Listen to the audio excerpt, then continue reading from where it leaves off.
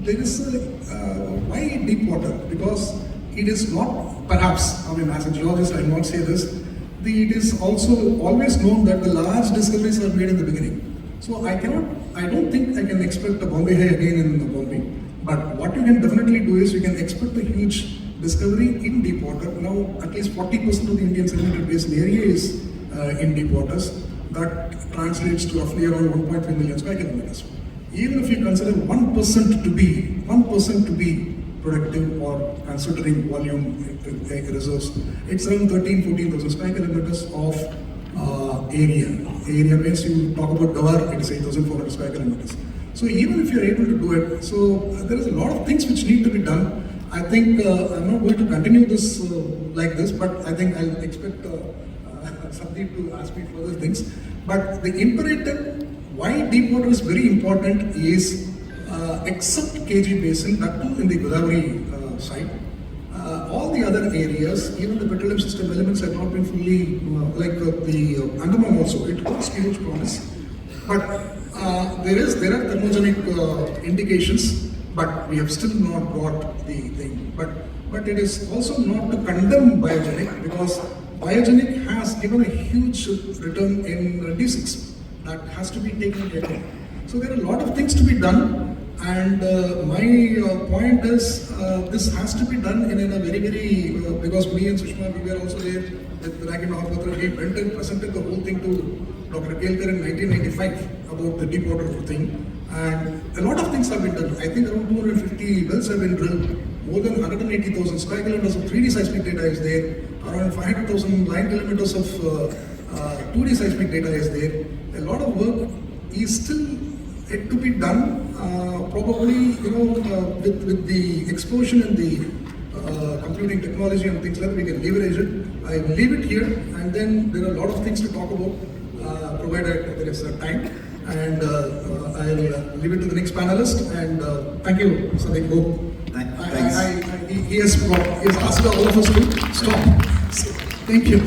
Thanks, Chandra. Actually, you're right that it's also about the having the right data, not only the right data, right strategy, but also the right mindsets.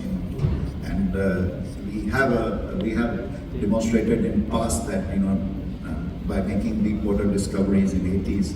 Now the question is, how do we reinvent ourselves and unlock the potential? I would like to invite Sushma ji to share her views, having been associated with exploration for such a long period in different capacities. Kindly share your thoughts. Namaskar to my seniors sitting on the dais, all my colleagues and fellow journey people in this journey for exploration. I'm really thankful to SPG for making me a part of the discussion. I'm just just thinking about when I was hearing people speak about exploration. For me, this is something which is still continuing. I consider myself as a hardcore explorationist.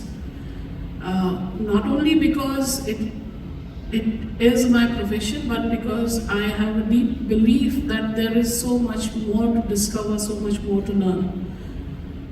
And the theme, in a way, I will say deep water exploration. The strategic imperative, it is not only now, it always was. And when you look at deep water, as a subsurface person, as a geoscientist, and this I have been saying quite often, below the mud line, it is just the geology. It is just the geophysics that you need to understand. So for deep water, it is more of an operational challenge, if I say, in terms of your data acquisition, in terms of processing that data, in terms of later on, going drilling there, and then of course coming to the monetization aspect of it. Why imperative?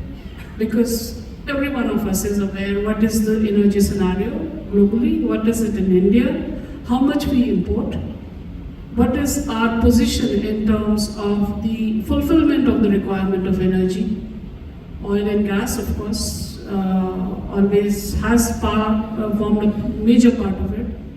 We are still doing coal,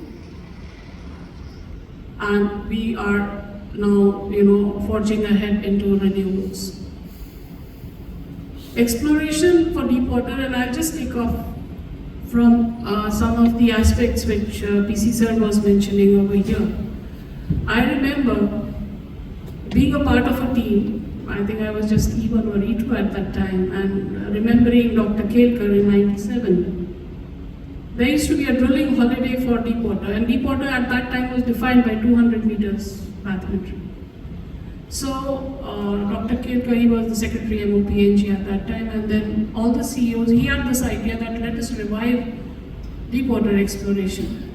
A small team was formed, and then we were asked to give the